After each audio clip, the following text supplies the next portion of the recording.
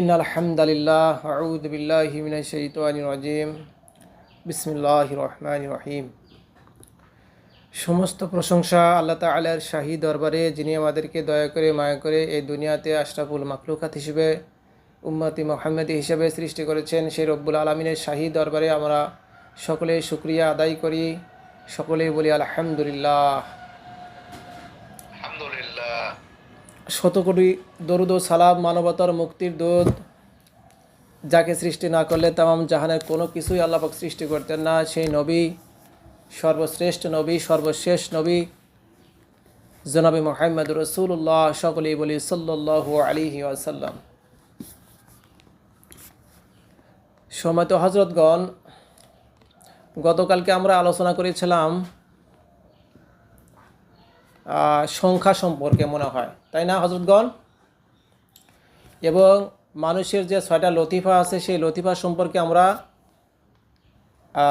কিছু আলোচনা করেছিলাম। কোন লতিফার কি নাম, কোন লতিফার কোন কোন মানে প্রত্যেকটা লতিফা সম্পর্কে আলোচনা করেছিলাম, কোন লতিফা কোন জায়গায় অবস্থিত এবং সেই লতিফার রং কী রকম, বিস্তারিত আমরা ইনশাআল্লাহ আলোচনা করেছিলাম সংক্ষিপ্তভাবে।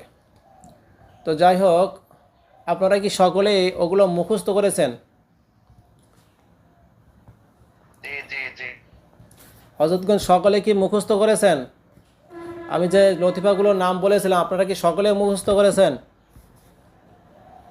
তাহলে আমি কি আপনাদেরকে ধরলে আপনারা পারবেন এখন? হযরতগণ, আসলে এটা একটা গুরুত্বপূর্ণ বিষয়। এই লতিফা এটা খুবই গুরুত্বপূর্ণ বিষয়। এটা মুরাকাবার ক্ষেত্রে, কাশ খোলার ক্ষেত্রে আমরা অত্যন্ত জরুরি। যার কারণে এটাকে আপনাদেরকে সকলেরই এমনভাবে মুখস্থ করতে হবে, ঠন্টস্থ করতে হবে যে আপনি শুধু ওই নামটা উচ্চারণ করার সঙ্গে সঙ্গে আপনার মানে ধ্যানে চলে আসবে এটার কালার এরকম, এটার স্থান অমুক জায়গা। বুঝতে পারছেন? এই জন্য এটা সবারই মুখস্থ করা জরুরি। তো আমি একটু আপনাদেরকে টেস্ট করতে চাই। আপনারা সবাই মেহরবানি করে 1 মিনিটের জন্য হলেও ক্যামেরাতে এসে আমাকে বলবেন, কারণ ক্যামেরার বাইরে থাকলে আপনারা দেখে দেখে বলবেন, সেটা আমি ভালো করে বুঝতে পারছি। বুঝতে পারছেন? তো সর্বপ্রথমে হযরত মাওলানা মুখতার আলী ইসলাম ভারত, আপনি আমাকে জানাবেন, ক্যামেরাতে আসে বলবেন, খাতার দিকে তাকাবেন না। প্রয়োজন পরে আরও 1 মিনিট দেখে নেন, আমি সবাইকে ধরবো এখন। আপনি ক্যামেরাতে এসে আমার দিকে তাকিয়ে বলবেন, খাতার দিকে তাকানো যাবে না, যেহেতু মুখস্থ করেছেন। মুখস্থ করেননি?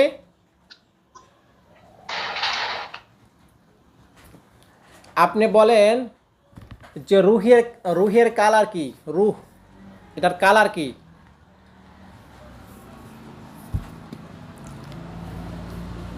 আবার ক্যামেরার সাইডে চলে গেলেন কেন?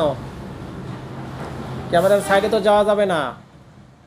তার মানে মুখস্থ করেন নাই। শোনেন, মুখস্থ না করলে এটা আমার কোনো সমস্যা নাই, আপনাদের সমস্যা। এটা আপনাদের ভালোর জন্য বলতেছি। এটা গুরুত্ব না দিলে তো হবে না হযরতগণ। এটার যে কত ফায়দা, গুরুত্ব, এটা আপনারা এখন উপলব্ধি করতে পারতেছেন না। যখন প্রয়োজন হবে তখন বুঝতে পারবেন। হযরত, জি ওয়ালাইকুম সালাম। মিউট করে দেন। পিছে আসলে সালাম দেবেন না কেউ, সময় নষ্ট হয়। এই জন্য এগুলো সবারই মুখস্থ করতে হযরতগণ। এটা মুখস্থ না করলে আপনি মুরাকাবা কেমনে করবেন? আর মুরাকাবা আপনি না করলে কাজ সহজে করবে না। বুঝতে পারছেন? এ অনেক বোঝার বিষয়। হয়তো বলতেছেন যে এগুলো কি, এগুলো মুখস্থ করে লাভ কি?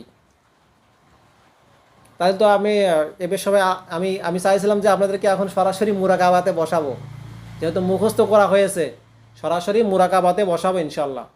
কিন্তু আপনারা তো সেরকম প্রস্তুতি নেন নাই কেউ। মিউট করে দেন, মিউট করে দেন, মিউট করে দেন, মিউট করে দেন, মিউট করে দেন। আলোচনা হচ্ছে লতিফা। আমি যে লতিফা দিয়েছিলাম 6টা লতিফা, সেই 6টা লতিফা সবাইকে মুখস্থ করতে বলছিলাম। তো 50% মানুষও 50% মোতাবিরও মুখস্থ করে নাই। প্রথম যাকে ধরছি সেই ফেল মারছে। তো এখন তাহলে আপনাদেরকে আগামীকাল আমি আবার ধরবো। আপনারা মেহরবানি করে আগামীকাল ভালো করে মুখস্থ করবেন। যাক, আজকে অন্য ক্লাস করব, আজকে আরেকদিন সুযোগ দিলাম। আপনারা আগামীকালকে ভালো করে একবার ঠোঁটস্থ করে ফেলবেন, মুখস্থ না, ঠোঁটস্থ। ঠোঁটস্থ বোঝেন তো, মানে বলার সঙ্গে সঙ্গে। জি বলেন। কালকে তো বন্ধ আছে ইনশাআল্লাহ। কালকে বন্ধ থাকলে আগামী শনিবার, বোঝেননি, আগামীকাল ইনশাআল্লাহ। শুক্রবার, সমস্যা নাই। আগামী ক্লাস যেদিন হয় সেদিন আমি এগুলো ধরবো, এগুলো আপনার বলতে হবে। আপনারা কি মুখস্থ করলেন যে আমি ধরলাম, ধরার পর আপনার ক্যামেরাটা সাইডে চলে গেলেন দেখার জন্য, কিন্তু এরকম করলে হবে না। এটা নিজের ফাঁকি নিজেতে পড়তেছেন আপনারা, আমার কিন্তু লস নেই। আমি চাচ্ছি আপনাদেরকে একজন পরিপূর্ণ মুদাব্বির তৈরি করার জন্য, বুঝতে পারছেন? এখন আপনারা যদি ফাঁকিবাজি করেন, সেটা আমার কিন্তু সেটা আমার দেখার বিষয় না, বুঝতে পারছেন? এটা আপনারা নিজেরাই ক্ষতিগ্রস্ত হবেন। তো এই জন্য আমি আপনাদেরকে আবার বিশেষভাবে বলতেছি, আগামীকাল এই 6টা লতিফা ভালো করে মুখস্থ করবেন। 6টা লতিফার নাম এবং সেটার কালার এবং সেটার স্থান কোথায় কোথায় থাকে, কোনটার স্থান অবস্থান কোথায় কোথায়, সেটা মুখস্থ করে ফেলবেন। আচ্ছা, আলহামদুলিল্লাহ। এখন আর গতকালকে যে আমি দিয়েছিলাম আপনাদেরকে, সংখ্যা দিয়েছিলাম 1 থেকে 9 পর্যন্ত, 10 পর্যন্ত, এগুলো কি সবাই বুঝতে পারছেন আমার লেখাগুলো, আরবি সংখ্যাগুলো? এখানে বেশিরভাগই হাফেজ, মাওলানা, এরা বেশিরভাগই। আর যারা সাধারণ শিক্ষা শিক্ষিত, এরা অল্প পরিমাণ কিছু আছে। তো যারা সাধারণ শিক্ষা শিক্ষিত, তারা একটু হয়তো প্রথম প্রথম একটু লাগবে। তো আপনারা সবাই কি মুখস্থ করে ফেলেছেন এবং সংখ্যাগুলো চিনে ফেলছেন? জি আলহামদুলিল্লাহ। জি ইনশাআল্লাহ। জি আলহামদুলিল্লাহ। তো এখন যেহেতু আমরা সবাই চিনে ফেলছি 1 থেকে 9 পর্যন্ত, 10 পর্যন্ত, তো আমরা এখন আরও সংখ্যা আমরা তো নিজে নিজে লিখতে পারবো। এখন যদি আমি আপনাদেরকে বলা হয় যে 350 লেখেন, লিখতে পারবেন না? কিংবা বলা হলো 380, 618, এভাবে যদি লিখতে পারবেন না আপনারা? হ্যাঁ লেখা যাবে। জি জি আলহামদুলিল্লাহ, হ্যাঁ এরকম বলতে হবে। আচ্ছা, তাহলে আমরা সংখ্যা চিনে ফেললাম, তাহলে যে কোনো নকশা আমরা এখন ইনশাল্লাহ লিখতে পারবো। এখন আমরা নকশা সম্পর্কেও আলোচনা করেছি, যে নকশা কত প্রকার, 4 প্রকার, এটা আমরা জানতে পারছি। তো এখন আমরা নকশার চাল সম্পর্কে আলোচনা করব। নকশার চাল, নকশা আমরা লিখি, বিভিন্ন বই পুস্তকে পাওয়া যায় যে সমস্ত নকশা, এগুলোর মধ্যে অনেক ভুল ত্রুটি থাকে। সে ভুলগুলো আমরা কীভাবে ধরব, তাই না? বই পুস্তকে যে নকশাগুলো পাওয়া যায়, এগুলোর মধ্যে অনেক ভুল ত্রুটি আছে হজরতগণ, বুঝতে পারছেন? তো এটা আমরা ধরবো কীভাবে? তো সর্বপ্রথমে আমরা নকশার চাল সম্পর্কে লিখব। আসলে একটা ব্ল্যাকবোর্ড দরকার, আমি একটা ব্ল্যাকবোর্ড আমার আনা হয় না এখনও। ব্ল্যাকবোর্ড না হলে আপনাদেরকে বোঝানো কঠিন। তো যাই হোক, যতটুকু যেভাবে চেষ্টা করা যায় খাতায় লিখলে পরে এটা উল্টা দেখা যাবে আপনাদের।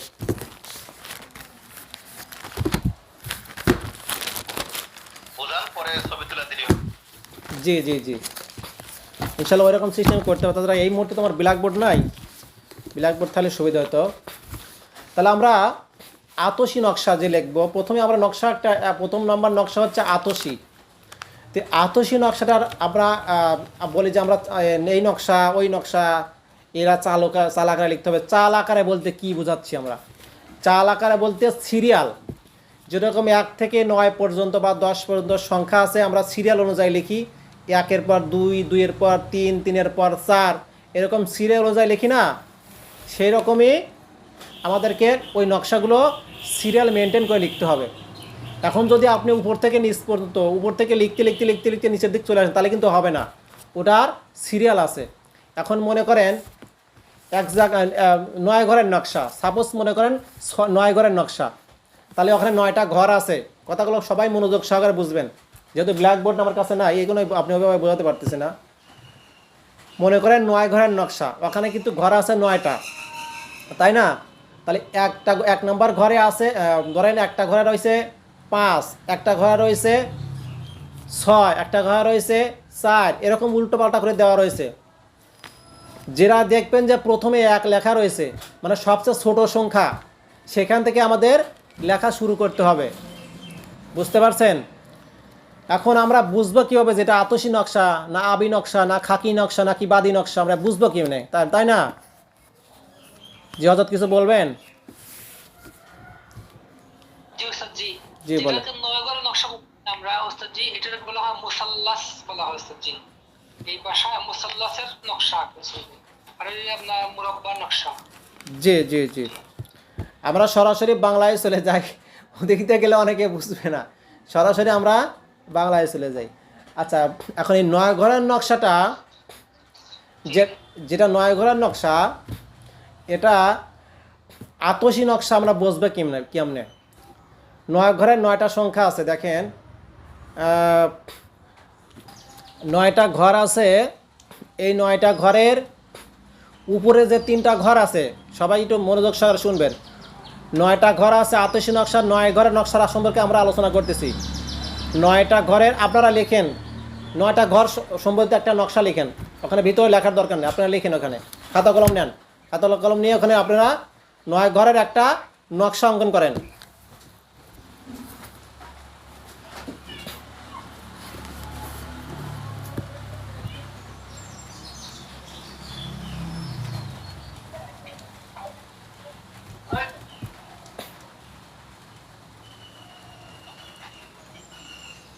লিখছেন?